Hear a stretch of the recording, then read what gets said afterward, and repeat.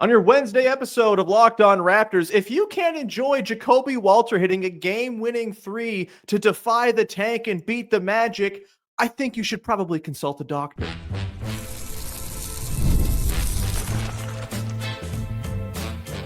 You are Locked On Raptors, your daily Toronto Raptors podcast, part of the Locked On Podcast Network, your team every day. Hey,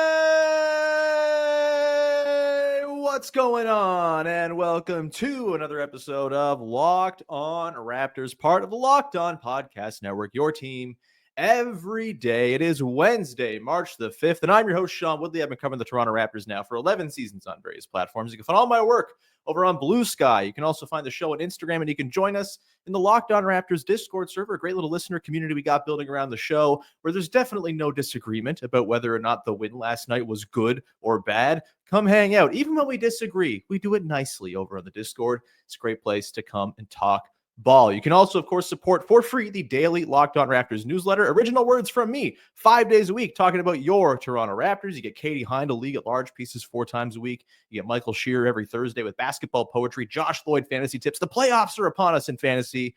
Josh is going to help you win your league. And it's all for the low, low price of On the House. So go subscribe, please. Link in the description of the podcast, QR code on the screen if you're watching on YouTube. All right, on today's show, we're talking about a 114-113, extremely bizarre, wildly entertaining, and surely not polarizing Toronto Raptors win over the Orlando Magic to sweep 2 games in Orlando for the Raptors. This game featured a whole lot of good stuff from the best players on the team. We'll talk about that. We've got the good, the bad, and the coming up later. But obviously, we have to start with how the Raptors finished this game, both in terms of the lineups they deployed and the shot that went in to sink the Magic's hopes and give the Raptors their 20th victory of the season.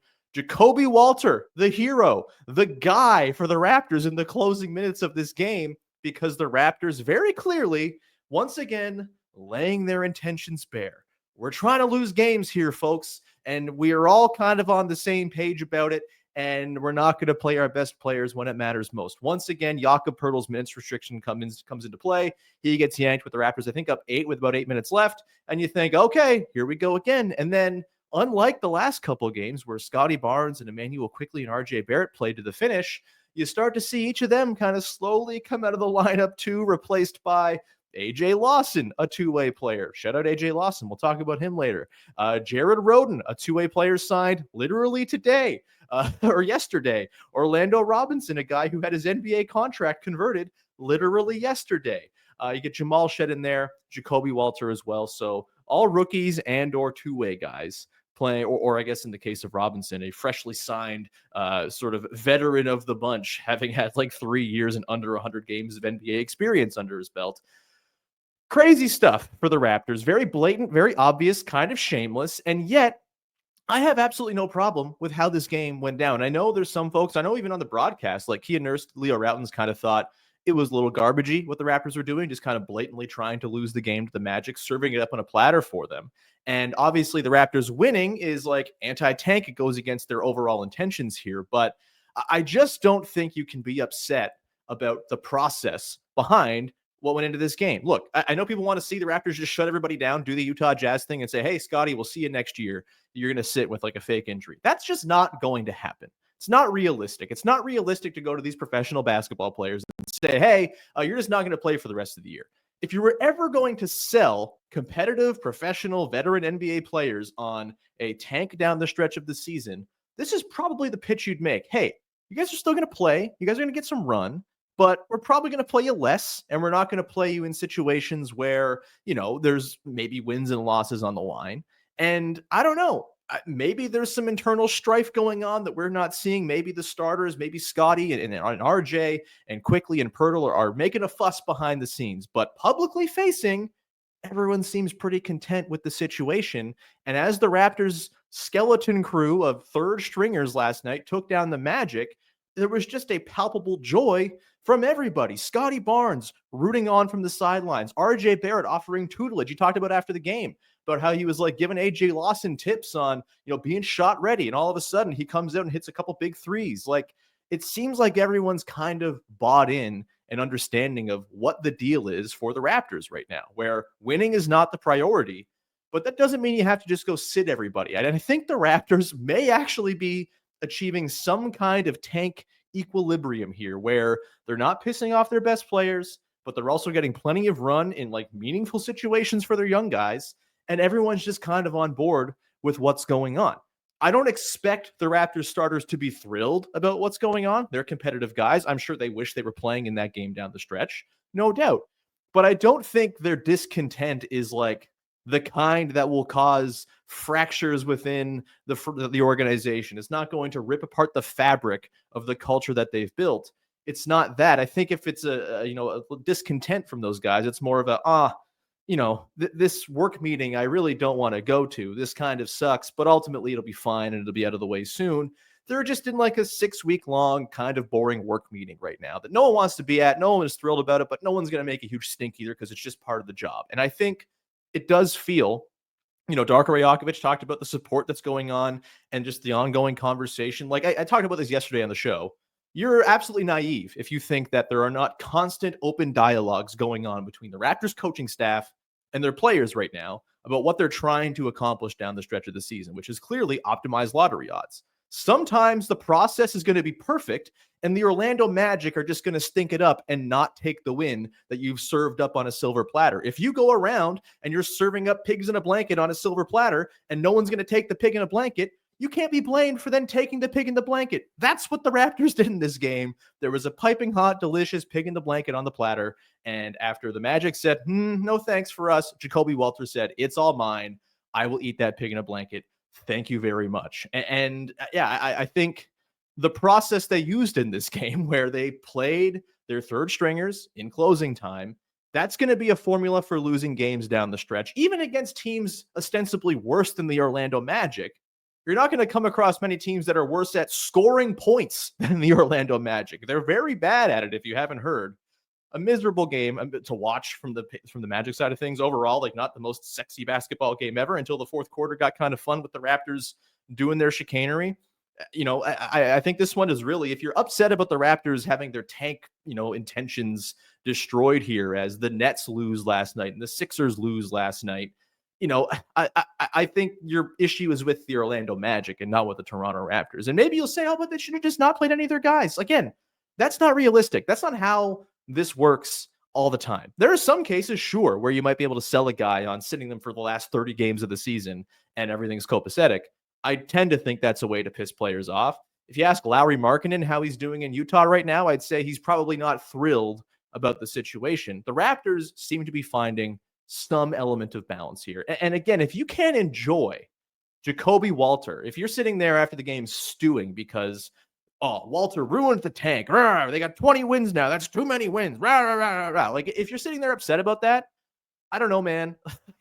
Maybe you're in this for the wrong reasons because Jacoby Walter, a rookie, hitting that shot, the off balance kind of in air, kind of doing a half jumping jack, ridiculous heave three with half a second on the clock to go in to beat the Magic. The moment afterwards where the entire team is celebrating, Scottie's lifting him up, RJ Barrett's thrilled. I'm pretty sure Jacoby Walter is like, can you effing believe that? When he's going back and talking to AJ Lawson, I can't believe that just happened. He talked after the game about how it was his first ever game winner. Darko Rajakovic was singing his praises, and I think the value of getting these guys into real games and real, like, this isn't straight garbage time, right? This is real close basketball. It's been engineered, surely. You take Jakob Poeltl out, swap in Orlando Robinson. That's going to take big leads and compress them a little bit and make games close, kind of by design. I don't know, man. If they can accomplish this form of tanking for the rest of the season, yes, they'll pick up wins along the way, but they'll also lose their fair share of these coin flips as well. I think it's about as successful an operation as you could possibly think of, understanding that it's just unrealistic to go sit everybody. Scottie Barnes is not skipping the 65-game minimum. Full stop. Like, he has a shot, an outside shot, to be sure, making an all-defense team. It's probably not going to happen, but if you ask Scottie Barnes, I bet he thinks it's going to happen. And if that happens, it's a massive boost to his salary for the years to come. You can say, it hurts the Raptors if he's making more money. Who cares? Like, you're trying to appease your best player. And I think taking off any possibility of him getting that raise, which is unlikely anyway, I think is foolish, right? Like, if he makes all defense, That's awesome. That's great. That's a wonderful thing. Yes, he makes more money going forward. If you take away the chance for him to do that by not letting him get to the 65 game threshold, you risk pissing off his agent. You risk pissing off Scottie Barnes, and that's not worth it. Also, Immanuel Quickley, what are you going to do? Immanuel Quickley missed like the first half of the season with injury. He's now finally playing well and in a rhythm. What are you going to do now? Sit him down after he's played 11 games straight for the first time all year and say, yeah, no, that's enough. We'll see you next year. No, like he's got to play too. He's got to get some run. He's got to get some time spent with the most important players on this team. And so as far as what the Raptors can control, the process of how they're trying to operate here, I think what they're doing, maybe you think it's gross, maybe you think it's shameless. It's far better than what the other sort of full-on tank job teams are doing to me. And maybe that leads them to be 5th or 6th or 7th in the odds. Maybe they drop from where they currently are in 5th. Ultimately, it's a flattened lottery world, and you can't control for everything. The process of what they're doing here, considering the circumstances, has been, I think, great. And I have no problem if this is the form that most remaining Raptors games take against, again, the dregs of the league, which are on the schedule to come up. We're going to come back on the other side. We're going to get into the best players on the team in this game, the main guys who did not play crunch time, but all of them in the previous, 40 minutes or so did some pretty good stuff. We'll get to that coming up in just one sec. Today's show is brought to you by our friends over at Open Phone. Running a small business means you're wearing a lot of hats. Your personal phone becomes your business phone, and before you know it, you're juggling customer calls all day and night, and finding that separation between home and work can be extremely difficult. That's where Open Phone comes in. It's the #1 business phone system designed to help you keep your work and personal life separate. For just $15 a month, the cost of a few coffees, you get complete transparency and visibility into everything happening with your business phone number. Open Phone works through an app on your phone or computer and integrates with tools like HubSpot and hundreds of others. It also uses AI-powered call transcripts and summaries, so you'll have a rundown of all your calls. You don't have to take notes on every single call. It is take the notes for you. That's pretty sweet. If you miss a call, no problem. Automated messages sent directly to your customer, ensuring you never miss an opportunity to engage. Right now, Open Phone is offering 20% off your first 6 months when you go to openphone.com/lockedonnba. That's OPENPHONE.com/lockedonnba for 20% off 6 months. Openphone.com/lockedonnba. And of course, if you have existing numbers with another service, Open Phone will port them over at no extra charge. Woohoo! Back at it here on your Wednesday edition of Locked On Raptors, talking about a 114-113 hilarious win over the Orlando Magic, who are pathetic and terrible to watch. And my God, please get a guard, Orlando. Holy God. The Raptors, let's talk about their main guys in this game. Because, look, they're still playing meaningful minutes. They're still getting some run together. They're still figuring things out. They're figuring out the chemistry, the 2-man games, the 3-man games, the full collection of guys. Obviously, no Gradey Dick in this game because he's out and had like 3 injuries on one fall in the game on Sunday. We'll see if we see him again this year. The team reported yesterday they'll be evaluating in a couple weeks. We'll see. There's not a whole lot of time here between now and the end of the season. I don't think it's out of the question we've seen the end of Gradey Dick for the year. If so, he deserves a nap and a rest, and it's been a hard-fought second year for him. Lots of good stuff. We'll examine that at a greater length at some point. A little bit of a shame you don't get to see Gradey playing with the other starters for the rest of the year, or at least for the next little bit. I'm assuming that he's not going to be back. That's probably premature. But either way, the guys who did play in this game, the main dudes, your RJ Barrett, Scottie Barnes, Immanuel Quickley, Jakob Poeltl, I thought a lot of really good stuff from all of these guys. The starters with Jacoby Walter in place of Gradey Dick, a +7 in their minutes in this one, about 15 minutes together, I believe. That's great. Winning your minutes, that's huge for your best and most important players. That's like, if you can concoct a recipe for how the rest of the season goes, you play your starters for 20 to 25 minutes or whatever it ends up being. They win their minutes handily, stunt on the other team, sort of display of dominance. And then the rest of the game, your third stringers and 2-way guys, maybe, piss away leads, and that's fine. You can live with that. Scottie Barnes, I thought, a bit slow starting in this one, but I thought he was kind of everywhere by the end of his 30 minutes played in this one. 17 points, 13 boards, 5 assists, a lot of them just like really nifty dimes to Jakob Poeltl in particular. Their 2-man chemistry is super fun. I love watching Scottie Yak pick and roll, especially when you got like space around him, when Quickley's flying around off ball. You got Gradey Dick or Jacoby Walter in this case. RJ Barrett, obviously a very eager 3-point shooter. Like Scottie Yak pick and roll, it's got some juice, and their chemistry and just like the sort of smarts that both of them play with, really fun. Great connection with them last night. 3 steals and a block as well for Scottie. Just, his usual everywhere, all the time thing on defense. he's pretty awesome. Obviously defending against the Orlando Magic is like bowling with the bumpers on. The Magic are a truly, truly awful offensive team, but the Raptors certainly had a part to play in that. And I think Scottie Barnes, as usual, was kind of leading the charge there. Immanuel Quickley, I thought, started a little quiet too, but once again, for his second straight game against the Magic, had a little stretch in the second half where he just kind of took over for a handful of possessions and had his fingerprints on everything good that was happening. He had the beautiful sidestep 3 over Goga Batadze. He, getting paint touches like it's his job, man. I know there's some concern about Immanuel Quickley as an agent for rim pressure, but he seems to get a foot in the paint every single time he drives, unless Anthony Black is picking him up at half court.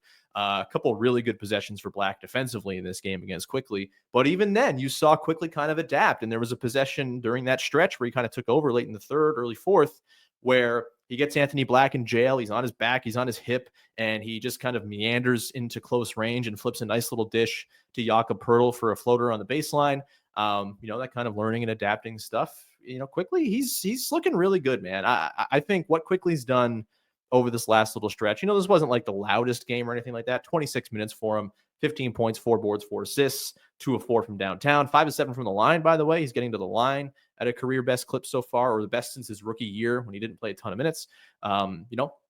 He's it's like a percentage of his shots that he gets fouled on. He's at a career high. I like what he's bringing to the table, man. He's organizing, he's settling, he's, finding the ways to connect and build chemistry with each of the guys on the team. I think what Quickley's doing, like, again, I don't want to get in the way of that. I don't want to start sitting him down now with a month and a half left in the year just because it's, helpful for the tank, when like him playing basketball is helpful for the health of the entire organization. It's good. Great stuff from Quickley again.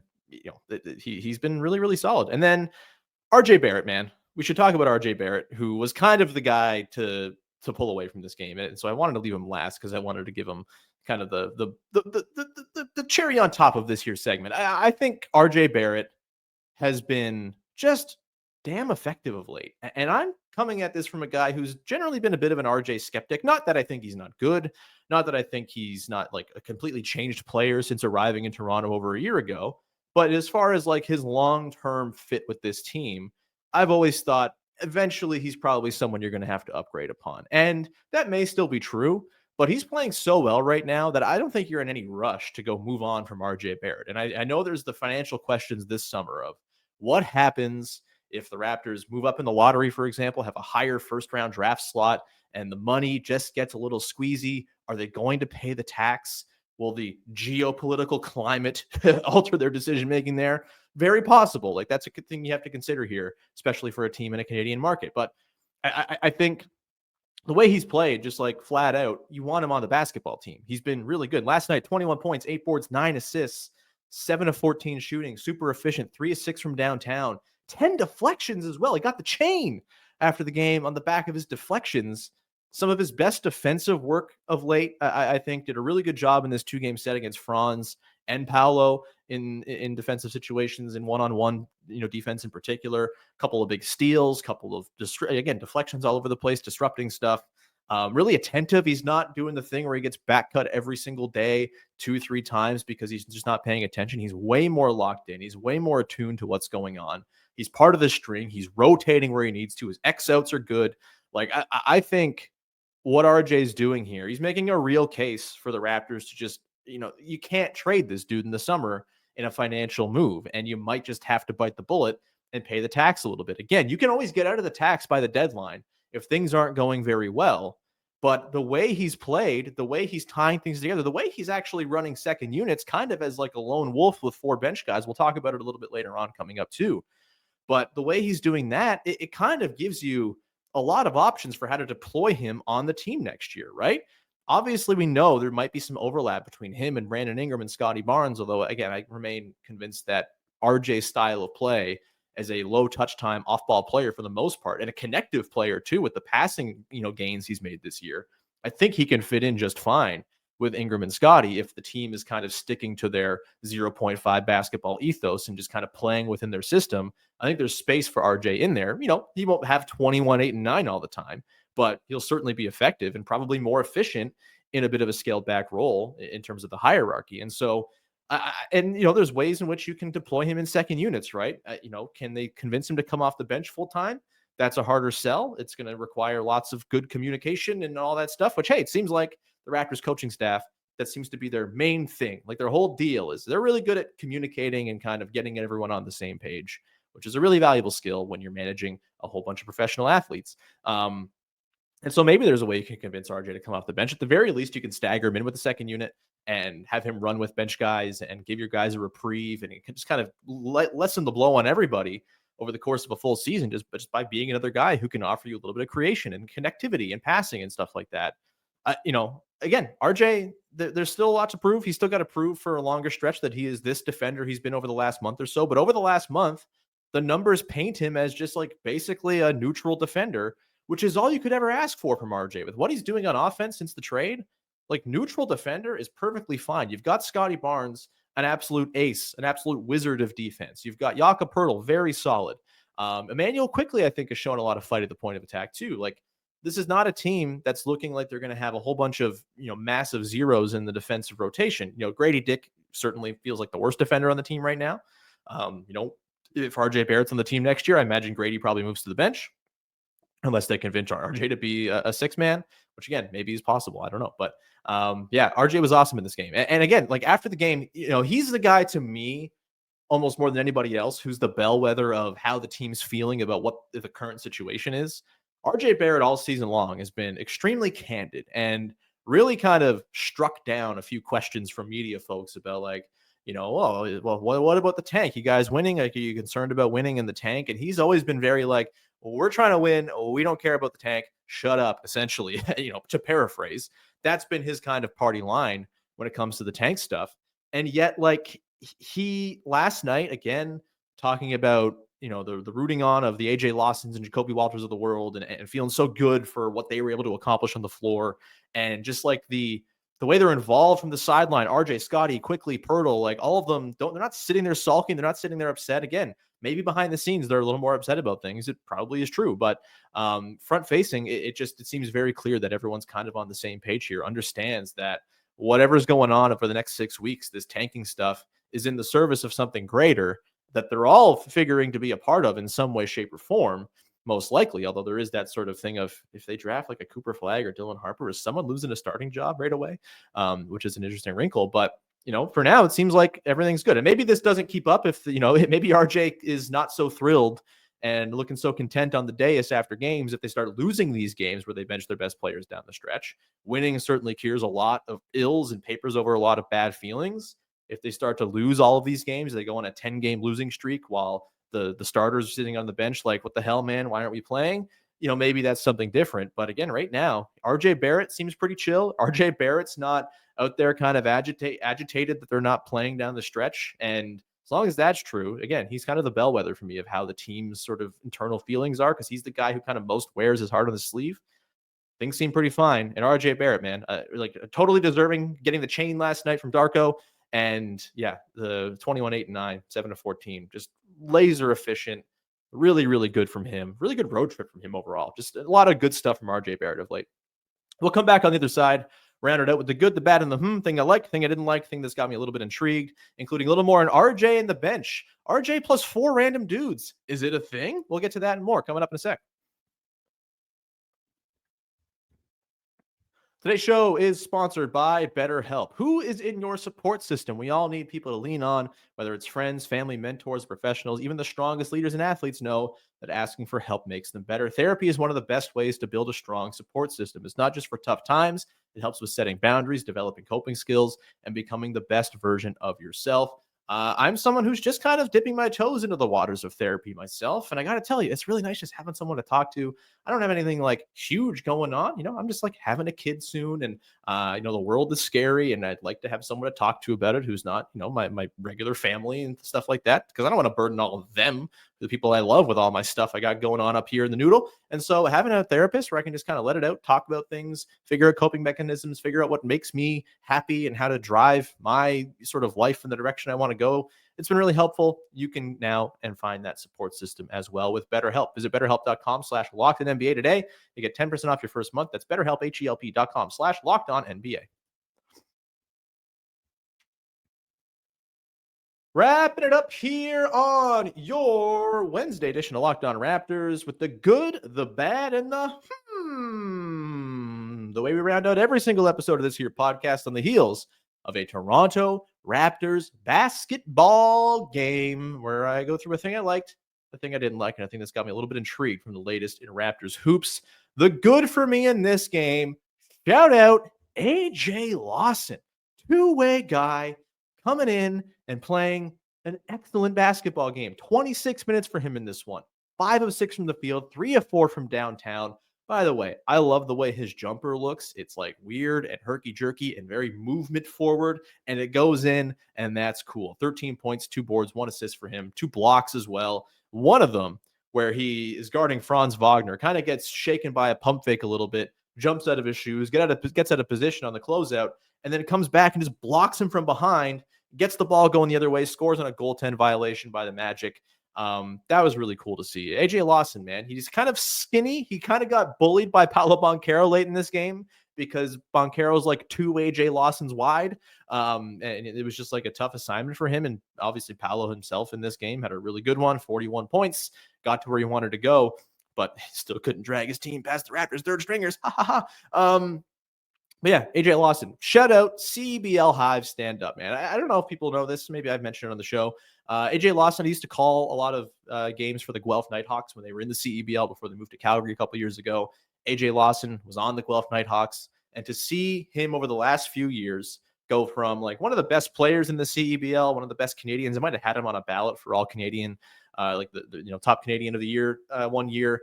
To see him go from that to, the G League, to playing for the Mavericks for a little bit. I think he was on the Wolves for a hot second, to end up now, playing with like a dear friend of his and RJ Barrett for his hometown team. It's just a really damn cool story, man. I'm rooting for AJ Lawson all the damn time because look, the CBL, man, look, it's a thing. We're coming back this summer. It's a lot of fun.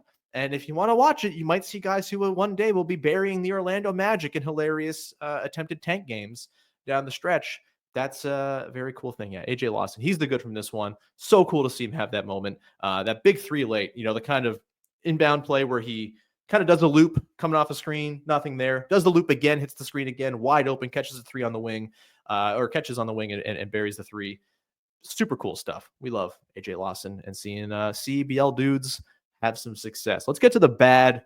Not tied to this game necessarily, but Gradey Dick yesterday ruled out at least for 2 weeks. I mentioned that a little bit earlier on. That fall that he took with RJ kind of falling into Cole Anthony and then Cole Anthony falling into Gradey Dick in the largest game of dominoes you've ever seen on Saturday or Sunday. He clearly was messed up by it in a few ways. Obviously took the Cole Anthony face to the headbutt.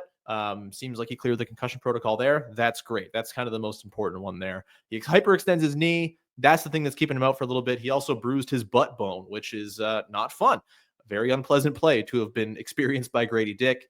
Who knows when we see him again? It's a shame. I think seeing him play with the most important players on this team, very important still. But I do think, if anyone on this team is deserving of a little time off, a little R&R, a little bit of just kind of a reset, it's probably Gradey Dick. He has had just a kind of a crazy second year where his responsibility for the first part of the year totally shot through the roof compared to where it was last year.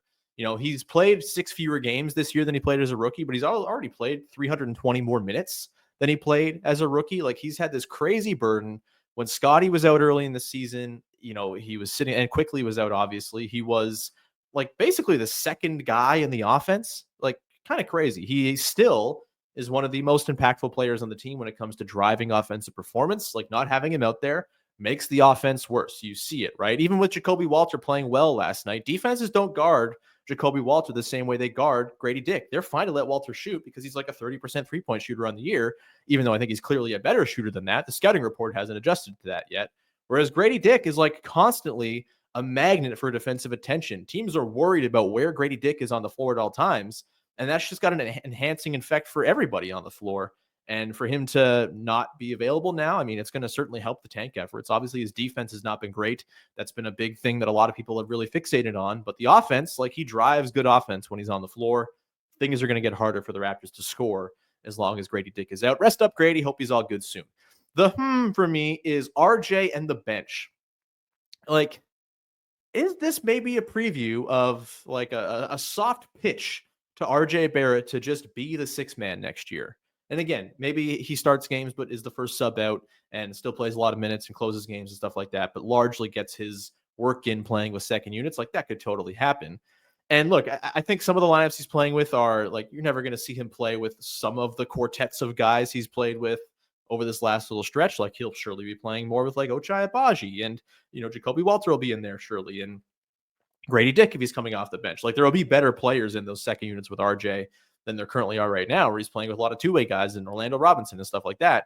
But like, these lineups are kind of getting by and being sort of effective with RJ Barrett out there. Last night, I mean, yeah, the sort of comeback for the Magic took place post Yak coming out with 8 minutes left or so. RJ was the last guy to sub out, and they were still kind of hemorrhaging points at that point, but they were kind of keeping pace reasonably well. First half stretch, they go on a run. I think the third quarter they go on a run with RJ and a lot of the bench guys. Like, I don't know, man. It's been pretty interesting to watch him kind of guide these lineups. And, the spacing's never great. The creation's always a little bit off, but he's defending well. Everyone else in those lineups defends well, and they just kind of get by. And this year, in 655 possessions with RJ on the floor, with no Pirtle, Scottie, or Quickley, the Raptors have just a minus 2.6 net rating, which is obviously you're losing those minutes, but considering what some of those lineups have looked like and considering the overall just like general badness of the basketball team, minus 2.6, I think actually gives me a little bit of encouragement for what RJ plus bench guys can be going into next year, especially as a guy like Walter improves and gets older and kind of grows into his body more and is more of a counted on night to night presence. And Mobo and Shed and these guys all kind of, again, year 1 to 2, you kind of learn a lot. You get a lot better. Ask Gradey Dick about how that 1 to 2 with a full summer in the system can really help. I think there's something there with RJ plus bench guys. And maybe it won't be 4 bench guys all the time. Maybe it's RJ plus a starter and then 3 bench guys or something like that. But, they have a pretty solid offense with RJ and 4 bench guys, like 115 offensive rating. It's above average. That's pretty impressive. The defense is not so good. But yeah, RJ and the bench, man. I'm interested. I'm curious. I've got an eye on it as a thing to keep on watching. They seem to be really pushing that lineup out a lot lately. It's been RJ and 4 bench guys quite a bit. And I do wonder if it's just kind of a slow, build up to the question of, hey, RJ, you want to be a 6-man next year? You want to go win 6-man of the year? Like, you can do it. It's right there for you if you want it. It's on the silver platter, much like the win was for the Orlando Magic last night. Perhaps you will take this pig in a blanket like the Magic refused to. Either way, we're going to leave it there. Thank you so much for hanging out. Thanks for rocking with the show. We will be back again on Thursday to reunite, that is, with our pal Vivek Jacob, who's back from vacation. We'll do a big picture conversation with him tomorrow. More draft stuff coming up surely later on in the week. Maybe Katie Heindel will stop by. Either way, please follow, subscribe, rate, review, tell a friend. Always appreciated when you support the show. However you choose to support the show, it deeply moves me when people subscribe to the newsletter or join the Discord or pop a comment in the YouTube, whatever it might be. It's all very much appreciated because the show does not exist without you fine folks. Even though I call you piggies adversarially sometimes, it's all out of love, I promise. We'll be back again tomorrow. Thanks so much for hanging. And here we go. In honor of Jacoby Walter. Jacoby! Nope. Damn.